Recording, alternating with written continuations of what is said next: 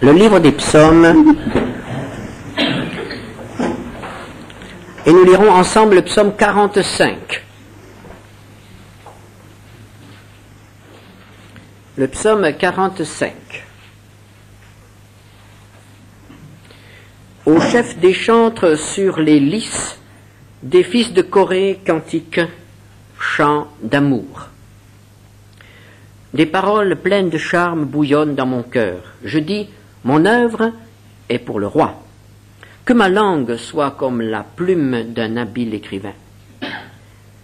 Tu es le plus beau des fils de l'homme. La grâce est répandue sur tes lèvres, c'est pourquoi Dieu t'a béni pour toujours. Vaillant guerrier, ceins ton épée, ta parure et ta gloire, oui, ta gloire. Sois vainqueur, monte sur ton char, défends la vérité, la douceur et la justice, et que ta droite se signale par de merveilleux exploits. Tes flèches sont aiguës, des peuples tomberont sous toi, elles perceront le cœur des ennemis du roi. Ton trône, ô Dieu, est à toujours. Le sceptre de ton règne est un sceptre d'équité. Tu aimes la justice et tu hais la méchanceté. C'est pourquoi, ô Dieu, ton Dieu t'a oint d'une huile de joie par privilège sur tes collègues. La myrrhe, l'aloès et la casse parfument tous tes vêtements. Dans les palais d'ivoire, les instruments à cordes te réjouissent. Des filles de rois sont parmi tes bien-aimés. La reine est à ta droite parée d'or d'Ophir. Écoute, ma fille, vois et prête l'oreille. Oublie ton peuple et la maison de ton père. Le roi porte ses désirs sur ta beauté, puisqu'il est ton Seigneur. Rends-lui tes hommages. Et, avec des présents, la fille de Tyr, les plus riches du peuple rechercheront ta faveur. Toute resplendissante est la fille du roi dans l'intérieur du palais. Elle porte un vêtement tissu d'or. Elle est présentée au roi vêtue de ses habits brodés et suivie des jeunes filles, ses compagnes, qui sont amenées auprès du roi, de toi. On les introduit au milieu des réjouissances et de l'allégresse. Elles entrent dans le palais du roi. Tes enfants prendront la place de tes pères. Tu les établiras princes dans tout le pays. Je rappellerai ton nom dans tous les âges. Aussi les peuples te loueront éternellement et à jamais.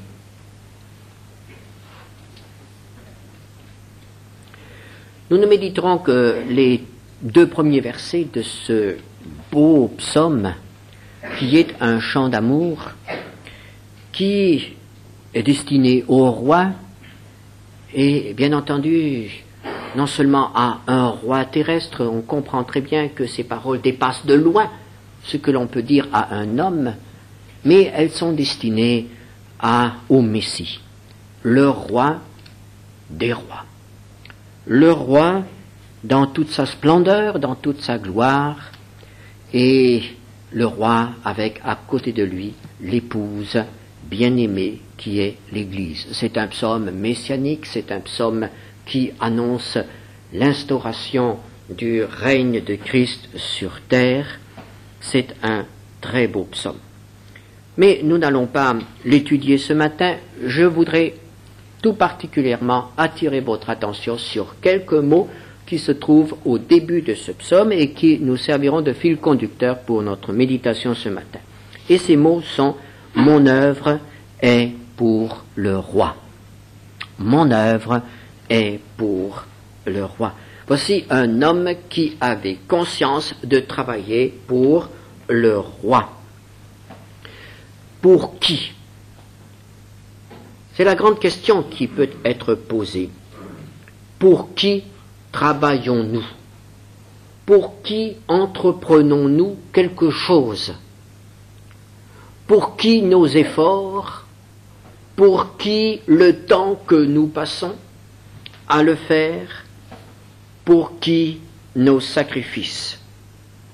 L'homme est capable de faire des choses extraordinaires, des actes d'héroïsme. L'histoire de l'humanité est remplie d'exemples d'hommes et de femmes qui ont fait des choses qui suscitent notre étonnement et notre admiration. Les héros. Les hommes qui ont fait des choses que nous ne pourrions même pas imaginer. Ou encore, nos musées sont remplis d'œuvres d'art, des choses magnifiques. Comment un homme peut-il créer de si belles choses? Et pourtant, la plupart de ces choses ont été faites pour quelqu'un. La plupart du temps, même les œuvres d'art n'ont pas été faites pour un musée. Les œuvres d'art ont été dédiées à quelqu'un. L'artiste a pensé à quelqu'un. L'artiste a travaillé pour quelqu'un.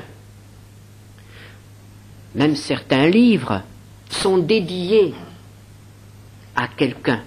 On trouve ces dédicaces au début du livre, à ma femme bien-aimée, à mes enfants, à mon ami, à mes parents. On travaille pour quelqu'un. Et il est important de savoir pour qui on travaille. Et tout devient différent selon la personne pour laquelle on travaille. Pour qui fait-on certaines choses? Un homme est capable de faire les plus grandes choses pour quelqu'un auquel il tient vraiment. Une femme est capable de faire un travail que personne ne voudrait faire, de se dévouer jour et nuit pour son enfant, de renoncer à des plaisirs, de renoncer à toutes sortes de cadeaux, à toutes sortes de biens pour son enfant. Pour qui? C'est cela qui est important. Pour qui? Et lorsque cette personne a du prix à nos yeux, lorsque cette personne occupe une place dans notre vie, nous sommes prêts à tout. Des parents ont travaillé pendant des années, se privant de vacances souvent, se privant de joie, se privant de petites compensations, pour que leurs enfants puissent étudier, pour que leurs enfants réussissent. Et ils arrivent à l'âge où on ne peut plus faire grand-chose, et ils s'aperçoivent qu'ils ont passé la plus grande partie de leur existence à travailler pour leurs enfants. Ils ont tout donné pour leurs enfants, et ils l'ont fait avec joie, sans reproche. Pour qui? Pour qui? Il est toujours très important de savoir pour qui on fait telle ou telle chose. Et cette question pour qui rend toutes choses possibles. Toutes choses. Les plus grandes comme les plus petites. Et le psalmiste ici, il dit, mon œuvre est pour le roi, le Messie, le souverain de l'univers, le Seigneur. Je travaille pour le Seigneur. Je travaille pour mon roi. Et quand nous lisons la Bible, nous trouvons de nombreux exemples d'hommes qui ont fait des choses extraordinaires pour le Seigneur. Pensons par exemple à Abraham, qui a été prêt à sacrifier son fils Isaac pour le Seigneur. Pensons à Moïse, qui a renoncé à toute la gloire, à toute la puissance de la cour du Pharaon pour appartenir au peuple du Seigneur. Mais pensons surtout à ces 40 années qu'il a passées avec ce peuple, ces 40 années qu'il a passées dans le désert à conduire un peuple constamment rebelle. Quelle patience il lui a fallu. Combien de fois il a supporté leurs murmures, leurs révoltes, leur incrédulité. Avec quelle patience il les a enseignés. Pour qui a-t-il fait cela? Il a fait cela pour Dieu, pour le souverain d'Israël. Pensons à David, un autre héros. Pour qui a-t-il affronté Goliath? Ce n'est pas pour se faire un nom, ce n'est pas pour faire un exploit guerrier, mais c'est parce qu'il avait reconnu que Goliath insulter l'armée de l'Éternel et par là même insulter Dieu. Alors pour l'amour de Dieu, David a mis sa vie en jeu devant Goliath. Pour qui a-t-il amassé une fortune colossale? Il a consacré tous ses biens, tout son or, toutes ses pierres précieuses. Il a travaillé pendant des années, il a économisé pour construire une maison pour son Dieu.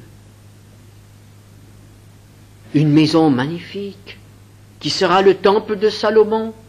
Mais Salomon n'a été que celui qui a exécuté le travail.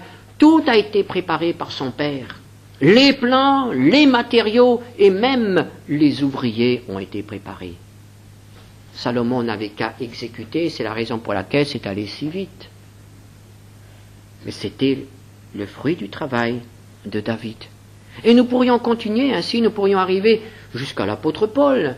L'apôtre Paul qui a parcouru le monde en disant « L'amour de Christ me presse, je travaille, je suis ambassadeur de Christ, mon œuvre est pour le roi. » Et dans l'histoire de l'Église, combien d'hommes ont consacré leur vie pour le Seigneur? Combien de beaux exemples nous pouvons tirer de l'histoire de l'Église. Mais là, peut-être que vous êtes un peu gêné.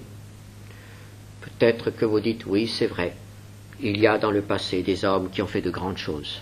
Mais moi, qu'est-ce que j'ai fait? Moi, je n'ai pas vaincu Goliath et on ne m'a jamais demandé de sacrifier mon Isaac. Je n'ai pas amassé une fortune colossale pour construire une église ou un temple. Moi, je n'ai pas parcouru le monde pour fonder des églises. Qu'est-ce que je peux bien faire? Je suis si petit. J'ai si peu de moyens. J'ai si peu de dons. Mes talents sont si limités. Mon œuvre est pour le roi. Cela permet de faire des choses très grandes, mais cela valorise aussi les choses toutes petites. Écoutons plutôt certaines pages de l'Évangile, comme dans l'Évangile de Marc au chapitre 12, verset 41. Marc, le chapitre 12, verset 41. Jésus s'étant assis vis-à-vis du trône, regardez comment la foule y mettait de l'argent. Plusieurs riches mettaient beaucoup. Il vint aussi une pauvre veuve, et elle y mit 2 petites pièces, faisant 1/4 de sou. Alors Jésus, ayant appelé ses disciples, leur dit, « Je vous le dis en vérité, cette pauvre veuve a donné plus qu'aucun de ceux qui ont mis dans le tronc, car tous ont mis de leur superflu, mais elle a mis de son nécessaire, tout ce qu'elle possédait, tout ce qu'elle avait pour vivre. » Ces 2 petites pièces, données au roi, sont un trésor, sont devenus plus précieux que les sacs d'or qui jetaient peut-être les hommes riches qui rentraient dans le temple. Les 2 petites pièces de la veuve sont devenues importantes. Le souvenir nous a été gardé. Et depuis 2000 ans, on en parle dans les églises de ces 2 petites pièces. Pourquoi? Parce qu'elles ont été données au roi. Pour qui? Pour qui cela a-t-il été donné? Et c'est ça qui est important. Ce n'est pas quoi, mais c'est pour qui la chose a été donnée. Prenons encore un autre texte, Matthieu chapitre 25. Verset 40. Et le roi leur répondra, « Je vous le dis en vérité, toutes les fois que vous avez fait ces choses à l'un de ces plus petits de mes frères, c'est à moi que vous les avez faites. » Et quelles ont été ces choses? Eh bien, on a visité des malades, on a secouru des pauvres, On a fait quelque chose, on a revêtu ceux qui étaient nus, on a donné à boire à ceux qui avaient soif, on a accueilli ceux qui étaient étrangers. Mais on l'a fait pour le roi. Et parce qu'on l'a fait pour le roi, ces petites choses ont de la valeur, une valeur importante, une valeur incalculable. Elles ont été faites pour le roi. Ou bien encore un autre texte, Matthieu 10, verset 42. Quiconque donnera seulement un verre d'eau froide à l'un de ces petits, parce qu'il est mon disciple, je vous le dis en vérité, il ne perdra point sa récompense. Les 2 sous de la veuve, le verre d'eau fraîche, donné au nom de Jésus, ont de la valeur, une valeur éternelle, parce qu'elles ont été données au roi.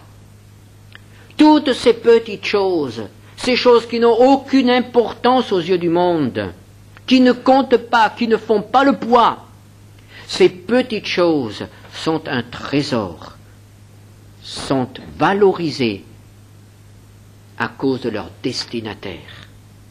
Ce n'est pas la chose en elle-même, c'est le destinataire. Elles ont été faites pour le grand roi, et c'est pour cela qu'elles deviennent grandes, parce qu'elles ont été faites pour le grand roi. Pour qui allons-nous travailler cette année? Nous ferons de grandes ou de petites choses, selon la personne à laquelle nous le destinons. Pour qui allons-nous travailler cette année? Si nous travaillons pour le grand roi, même les petites choses, les toutes petites choses,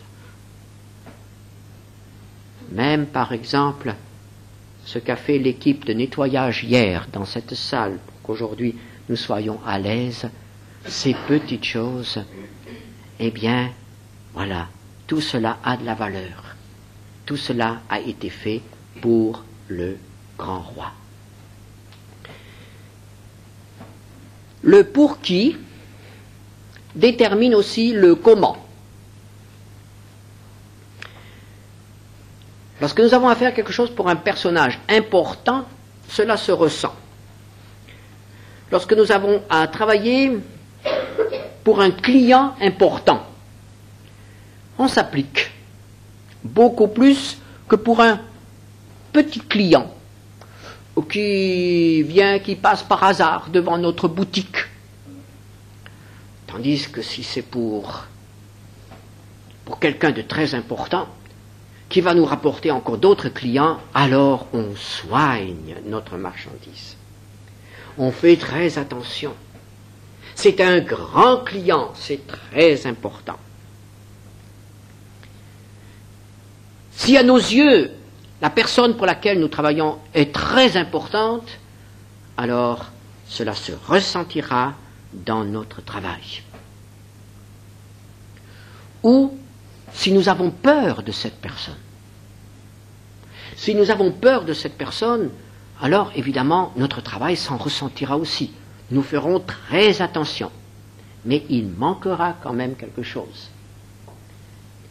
Il y aura un certain blocage, on aura peur de mal faire et c'est juste très souvent à ce moment-là que les choses ratent.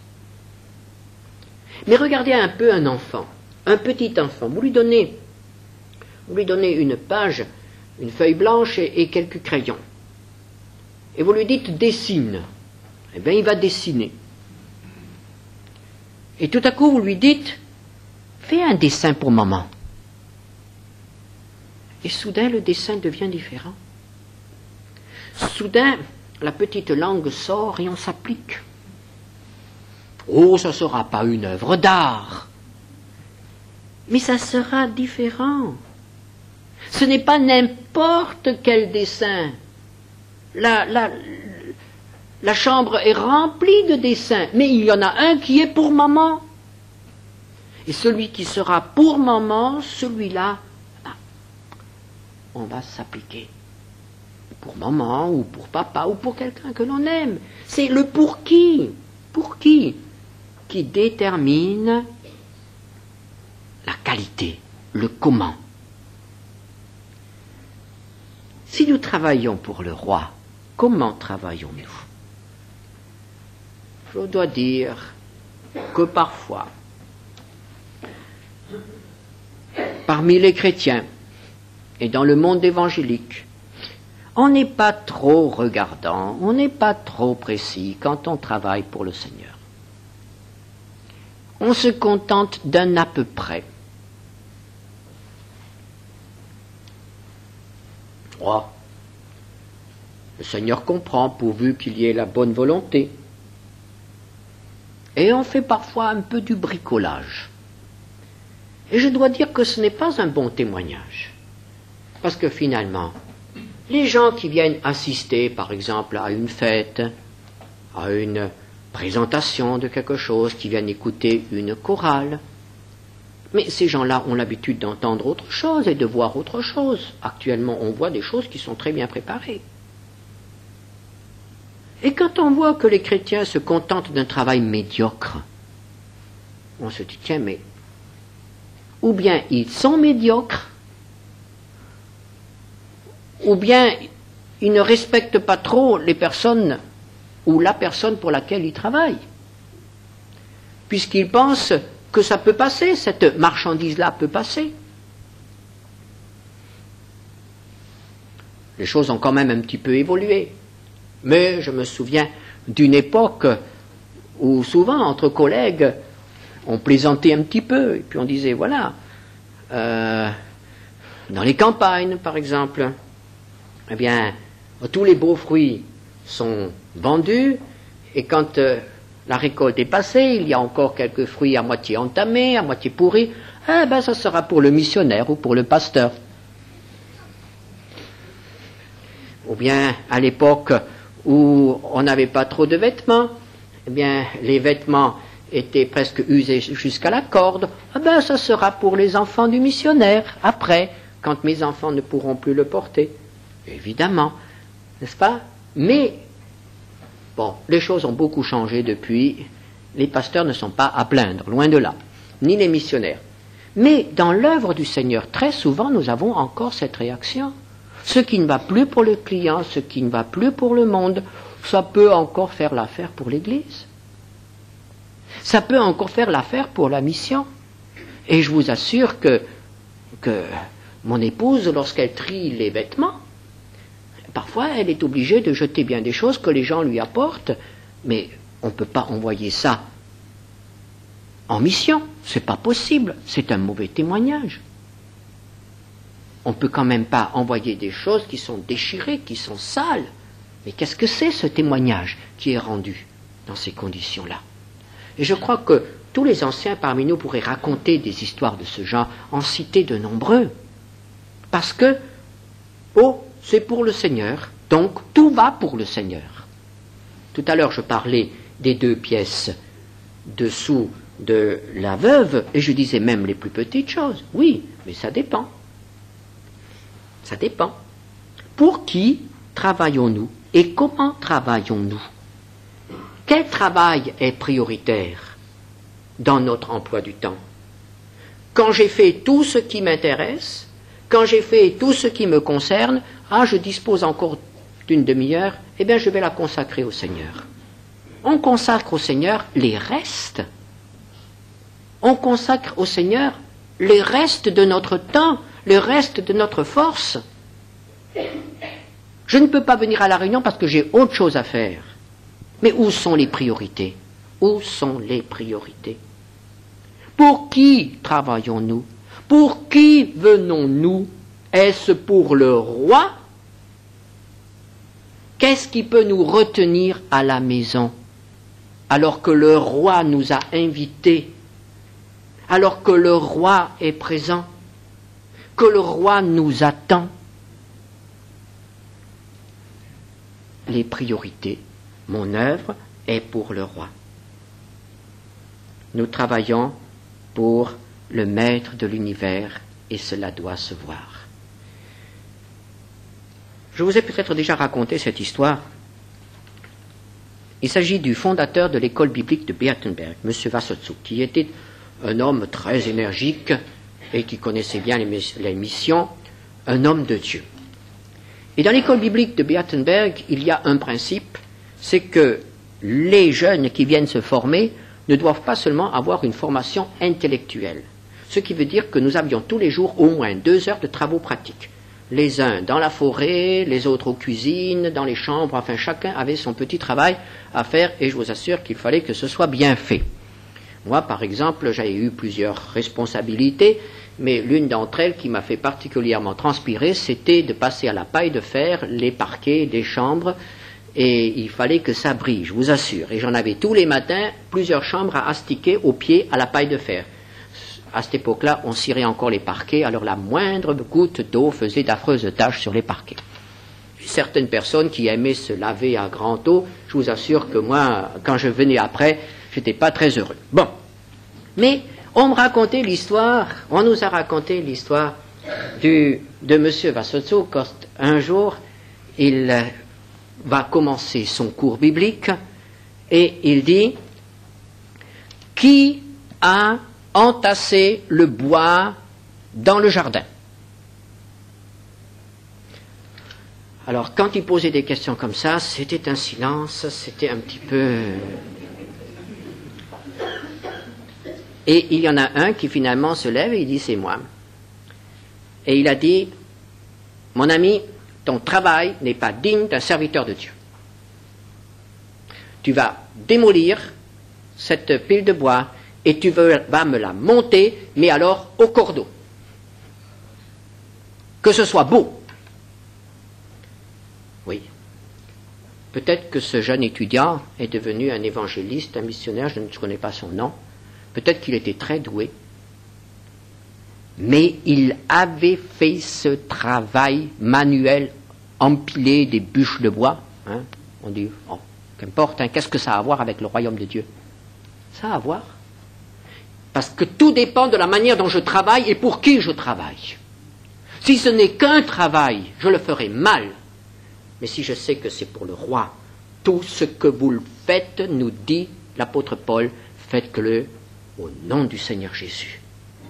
Et que la signature du chrétien soit au bas de tout travail, de toute tâche.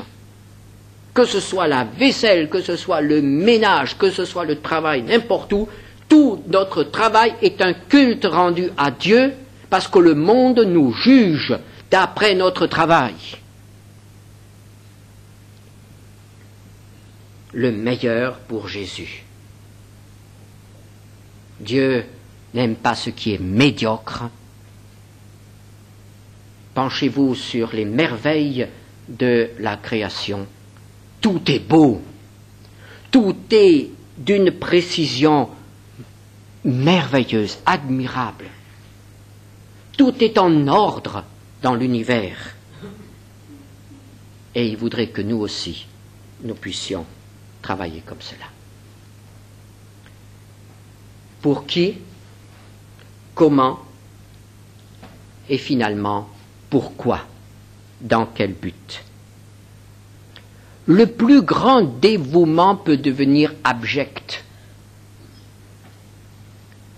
Par exemple, la personne qui s'occupe d'un riche malade, qui l'entoure de ses soins, qui fait tous ses souhaits, qui fait tout son possible pour cette personne. Et après, on s'aperçoit que tout ce travail, c'était simplement pour avoir son nom dans le testament. Abject. Abject. Ça existe, ça, n'est-ce pas? Ça existe. Quand on découvre que des années de dévouement étaient motivées par l'appât du gain, on en a la nausée. Même les actes d'héroïsme, quand on découvre que la chose a été faite pour toucher une prime, on dit, ce n'est pas un héros, c'est un mercenaire. Ainsi, nous voyons qu'il n'y a pas seulement ce qu'on fait, on peut faire des choses vraiment dignes d'admiration, mais tout dépend de ce qu'il y a derrière. Pourquoi nous les faisons? Quels sont nos mobiles? L'intérêt, l'orgueil, le devoir. Le psalmiste du psaume 45, quand il a dit « Mon œuvre est pour le roi », eh bien, en tête de son cantique, il a écrit « Chant d'amour ». Chant d'amour. Et l'apôtre Paul nous dit que l'amour, c'est vraiment la seule chose qui donne de la valeur. 1 Corinthiens 13, verset 3. « Quand je distribuerai tous mes biens pour la nourriture des pauvres, quand je livrerai même mon corps pour être brûlé, si je n'ai pas la charité, cela ne me sert de rien. » Les plus grands sacrifices pour Dieu, s'ils n'ont pas été consentis par amour, ne servent à rien. L'amour valorise tout. Le plus petit geste. Nous venons de vivre Noël. Nous avons tous reçu des cadeaux. Mais si nous avons reçu peut-être un magnifique cadeau d'une personne dont nous savons qu'elle ne nous aime vraiment pas, est-ce que ce cadeau a de la valeur? Non. Nous préférerons nous passer de ce cadeau. Par contre, nous pouvons avoir reçu quelque chose de tout à fait modeste. Mais c'est l'expression d'un élan du cœur. C'est un quelque chose, on s'aperçoit que la personne qui a fait ce cadeau a réfléchi, a essayé de comprendre, de chercher ce qui fait plaisir. Et alors cela devient très précieux, parce qu'il y a l'amour derrière. C'est ça qui fait la différence. Ce n'est pas ce qui est donné, mais c'est pourquoi c'est donné. L'amour valorise tout. L'amour rend aussi tout facile, beaucoup plus facile. Et je pense aux mamans qui travaillent pour toute la journée, pour que les enfants soient bien habillés, pour que les enfants aient à manger, pour que tout soit en ordre dans la maison.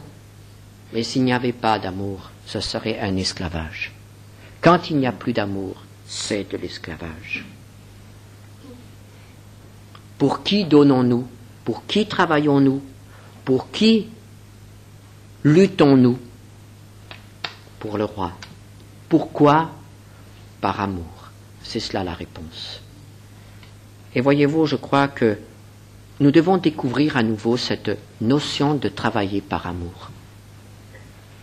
Il m'est arrivé d'avoir affaire à de braves chrétiens qui me disaient, qui se plaignaient, par exemple, d'un serviteur de Dieu, et qui disaient, si vous saviez tout l'argent que je lui ai donné, et voilà, il ne vient même pas me visiter, ou il ne fait même pas ceci ou cela.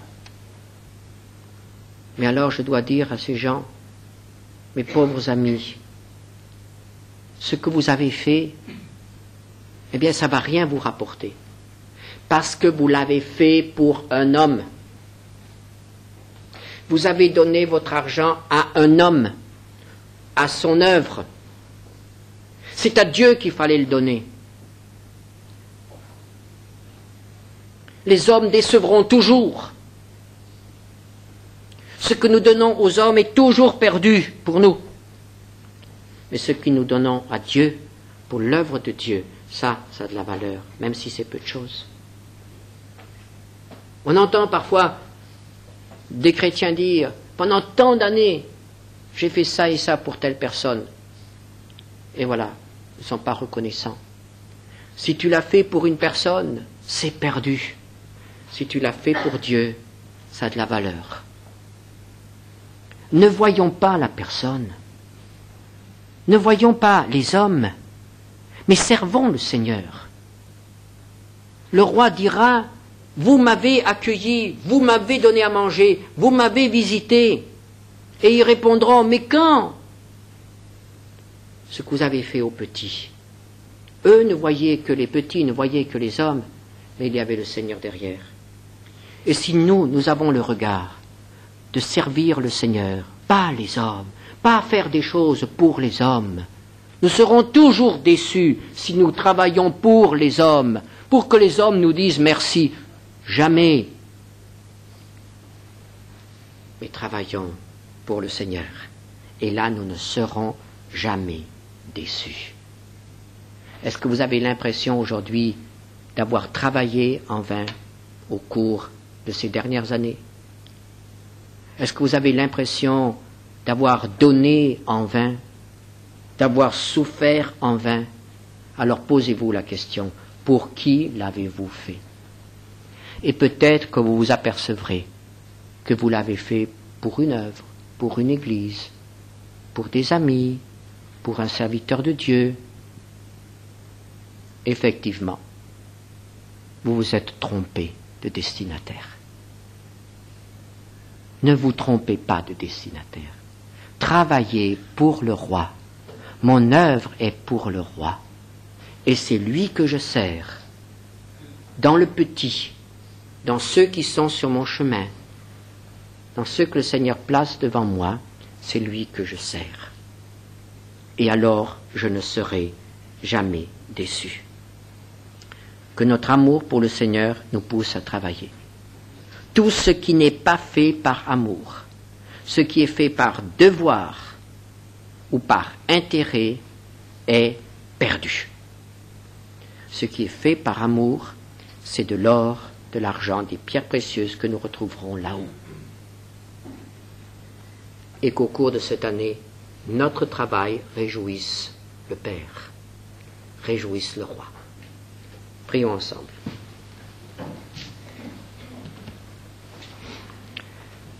Seigneur notre Dieu, permets qu'au cours de cette année, notre œuvre soit vraiment pour le Roi. Merci Seigneur parce que c'est toi que nous pouvons servir. C'est toi que nous pouvons servir par le frère que tu places sur notre chemin, par le petit. C'est toi que nous pouvons servir, Seigneur, jour et nuit, avec les moyens qui sont à notre disposition. Peut-être très peu de choses, mais qui ont une valeur à tes yeux. Ô Seigneur, apprends-nous à travailler et à fournir un travail qui te glorifie, que ce soit le meilleur, que ce soit le plus beau, que ce soit le mieux réussi, que nous y mettions vraiment l'effort, que nous investissions vraiment pour que ce soit bon, pour que ce soit bien. Aide-nous pour cela, Seigneur. Que le monde reconnaisse que ce que nous faisons, nous le faisons pour toi.